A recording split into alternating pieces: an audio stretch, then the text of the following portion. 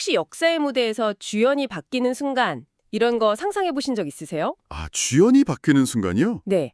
모든 스포트라이트를 받던 사람이 새로 등장한 인물한테 기꺼이 자리를 내주는 장면 말이에요. 보통 이럴 땐 뭐 질투나 경쟁 뭐 그런 게 따르기 마련이잖아요. 그렇죠. 자기 자리를 어떻게든 지키려고 하죠, 보통은.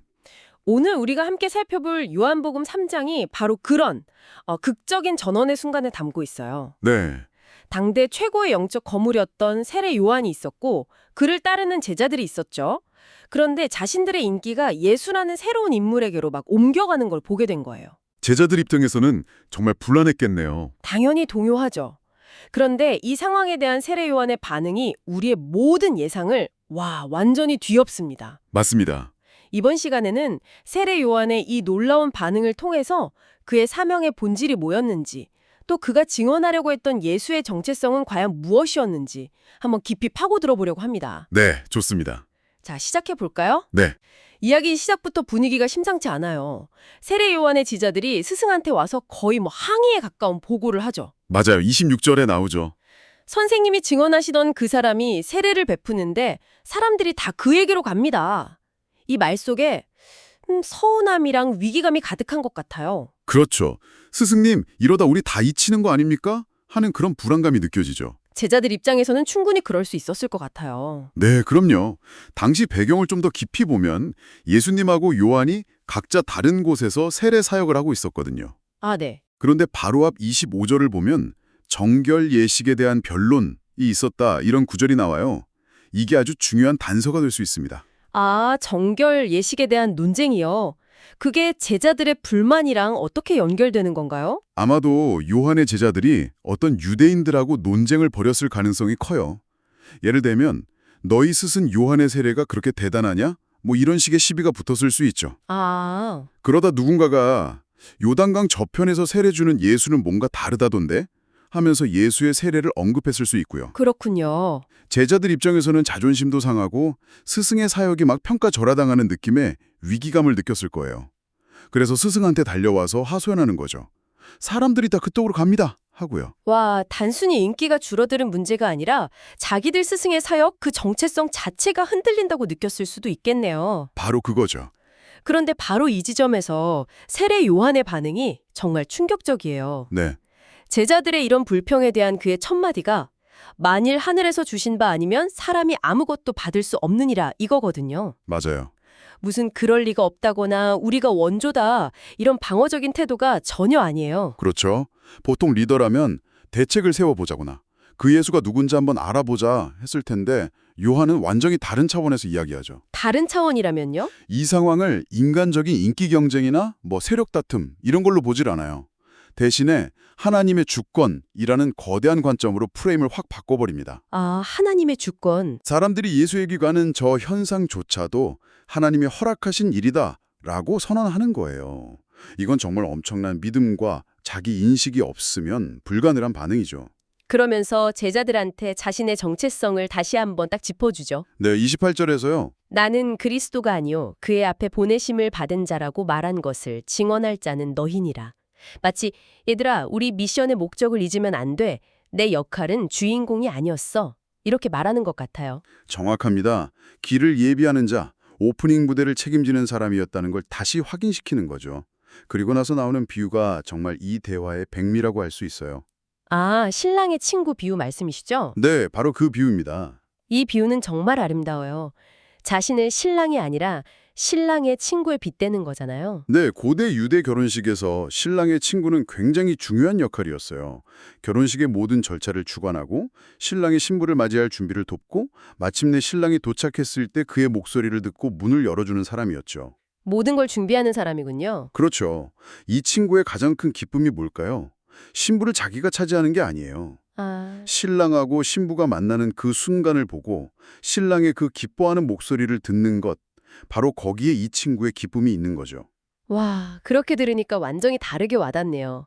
그러니까 요한의 기쁨은 스포트라이트를 잃는 상실감이 아니었군요. 아니죠. 자기가 기다리던 진짜 신랑, 즉 예수님의 목소리를 들었을 때 오히려 완성되는 거군요.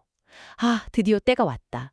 내 임무가 성공적으로 끝났구나 하는 그런 충만함이었겠어요. 바로 그거예요. 완에서 그는 신랑의 음성을 듣는 친구가 크게 기뻐하나니 나는 이러한 기쁨으로 충만하였노라 라고 고백하는 겁니다. 충만하였노라. 여기서 충만했다는 표현은 이미 기쁨이 가득 차서 더 이상 다른 감정이 들어올 틈이 없다는 뜻이에요. 질투나 서운함 같은 감정이 비집고 들어올 공간이 아예 없는 거죠. 그리고 이 모든 생각의 정점이 바로 그 유명한 한마디로 요약되죠. 그는 흥하여야 하겠고 나는 쇠하여야 하리라. 네, 30절 말씀.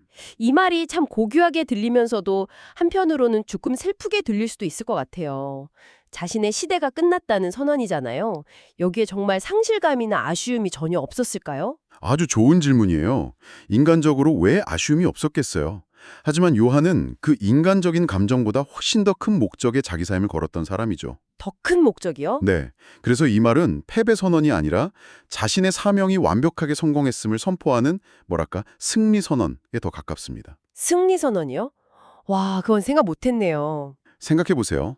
촛불의 목적은 해가 뜰 때까지 어둠을 밝히는 거예요. 그렇죠. 마침내 동쪽에서 해가 떠오르면 촛불은 기꺼이 자기 빛을 거두어야 하죠. 그게 촛불의 사명 완수니까요. 요한은 자신이 바로 그 촛불이었고 예수가 바로 그 태양임을 정확히 알았던 겁니다. 와, 자신의 소멸을 통해 예수라는 빛이 더 밝게 빛날 수 있다면 그게 바로 자기 존재의 이유이자 최고의 기쁨이라고 말하는 거예요. 패배 선언이 아니라 승리 선언이라는 관점 정말 새롭네요. 자신의 역할이 줄어드는 것에서 기쁨을 찾는다는 게 현대의 자기계발 문화랑은 정말 정반대의 이야기인 것 같아요. 그래서 이 구절이 시대를 초월해서 큰 울림을 주는 거죠. 자신의 애고를 내려놓고 더 큰 목적에 헌신할 때 찾아오는 진정한 기쁨에 대해 이야기하고 있으니까요. 자, 그럼 요한은 제자들을 이렇게 안심시키는 데서 그치지 않죠. 네, 그렇죠. 왜 예수가 흥해야만 하는지, 또 왜 자신이 쇠해야만 하는지에 대한 신학적인 이유를 이어서 설명하기 시작해요. 이 부분이 사실상 세례 요한의 마지막 설교나 다름없는데요. 맞아요. 31절부터는 분위기가 완전히 바뀌어서 요한이 예수의 정체성에 대해 증언하는 심오한 신학 강의가 펼쳐집니다. 네. 그는 예수를 위로부터 오시느니 라고 부르면서 자신과 결정적인 선을 그어요. 땅에서 난 이는 땅에 속하여 땅에 속한 것을 말하느니라. 이건 겸손의 표현을 넘어서는 존재론적인 차이를 선언하는 거예요. 위로부터 오시는 이와 땅에서 난 이, 이 구분이 구체적으로 뭘 의미하는 걸까요? 그냥 예수님은 더 높고 자기는 낮다, 뭐 이런 뜻인가요? 그 이상의 의미가 있죠. 요한은 자신의 증언과 예수의 증언이 가진 근본적인 차이를 설명하는 겁니다. 근본적인 차이요? 땅에서 난 이, 즉 자신을 포함한 모든 인간 예언자들은 땅의 언어로 하늘의 일을 비유적으로, 부분적으로 말할 수밖에 없어요. 아, 한계가 있다는 거군요. 그렇죠. 하지만 위로부터, 하늘로부터 오시는 이인 예수는 다르다는 거죠. 그분은 하늘에 속했기 때문에 하늘의 일을 직접 보고 들은 그대로 증언하신다는 겁니다. 하나는 간접 증언이고 다른 하나는 직접 증언인 셈이죠. 와, 자신은 하늘의 댕에 전해 들은 걸 말하는 사람이라면 예수님은 하늘에서 직접 와서 그곳 소식을 전하는 분이다. 당연히 후자의 증언이 절대적인 권위를 가질 수밖에 없겠네요. 바로 그거죠. 그리고 두 번째로 예수는 하나님이 보내신 이라고 증언해요. 물론 요한 자신도 하나님이 보낸 사람이지만 예수님은 차원이 다르다는 뉘앙스예요. 차원이 다르다. 왜냐하면 하나님께서 그에게 성령을 한량없이 주셨기 때문입니다. 한량 없이 주셨다는 말이 인상 깊어요. 그럼 다른 선지자들은 성령을 좀 제한적으로 받았다는 뜻인가요? 네, 그렇게 볼 수 있어요.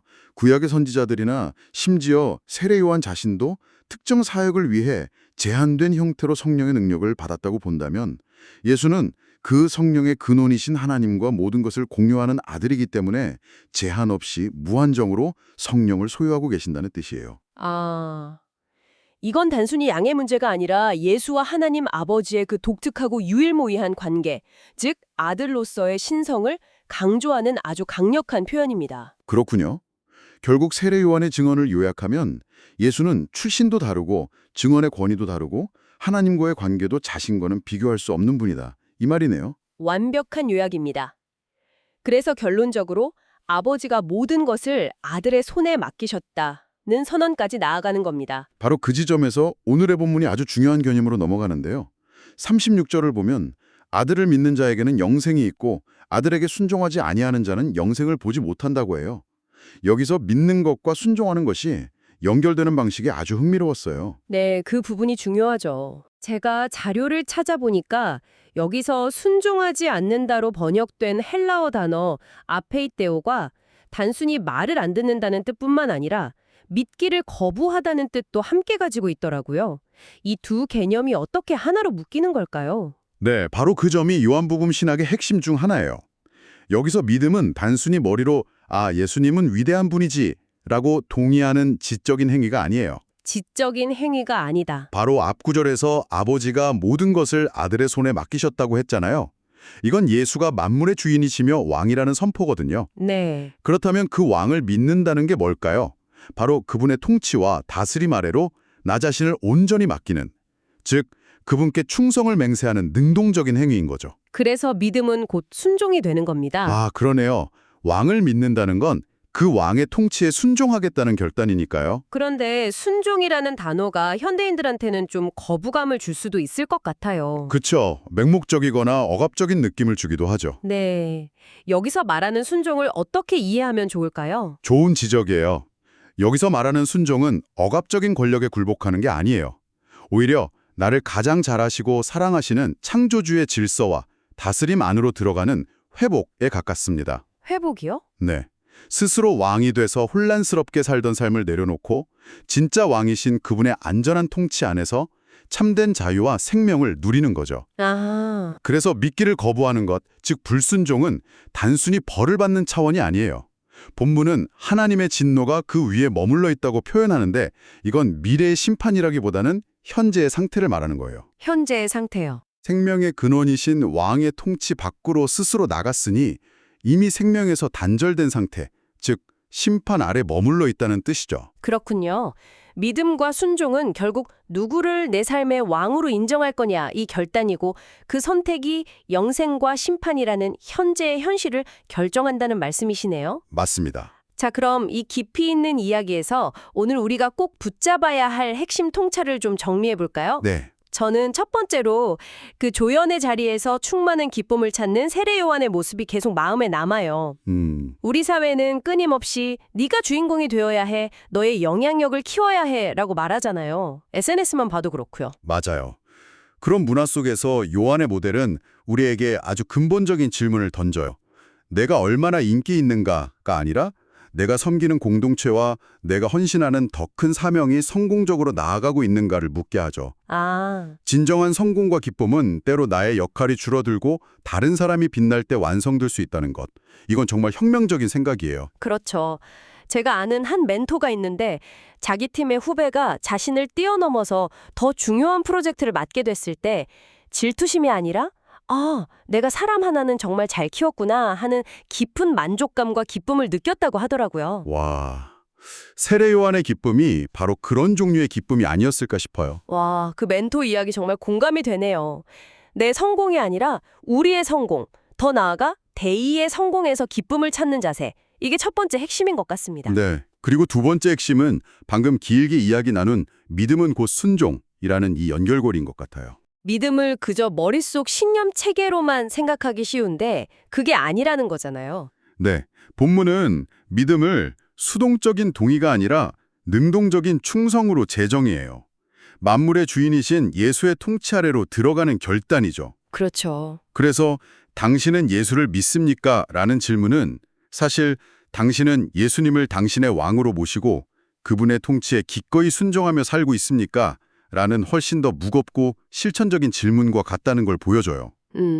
우리의 삶의 모든 영역에서 그분의 주권을 인정하는 것, 그게 바로 요한이 말하는 믿음의 본질인 거죠. 오늘 우리는 세례 요한이라는 한 인물을 통해 자신의 자리를 아는 게 얼마나 중요한지, 그리고 진정한 위대함이 어디서 오는지를 엿본 것 같아요. 네, 그는 이야기 속 자신의 역할이 무엇인지 완벽하게 이해하고 있었죠. 그리고 역설적이게도 그가 스스로를 낮추고 나는 쇠하여야 하리라고 선언했기 때문에 예수가 누구이며 우리가 그분께 어떻게 반응해야 하는지에 대한 가장 강력하고 선명한 증언이 완성될 수 있었던 거고요. 맞습니다. 자신을 비움으로써 예수를 가장 확실하게 높이는 길을 선택한 거예요. 이 이야기는 오늘 우리 각자에게 하나의 질문을 남기는 것 같아요. 어떤 질문일까요? 당신의 삶이라는 무대, 그게 가정이든 직장이든 공동체든 그 안에서 당신은 언제 주인공이 되어야 하고 또 언제 주인공의 성공을 진심으로 기뻐해주는 신랑의 친구가 되어야 할까요? 그리고 더 나아가 당신의 가장 큰 기쁨은 당신 자신이 높아지는 데서 오는지 아니면 당신이 사랑하고 섬기는 대상에 흥하는 것을 보는 데서 완성되는지 한번 깊이 생각해 보시면 좋겠습니다.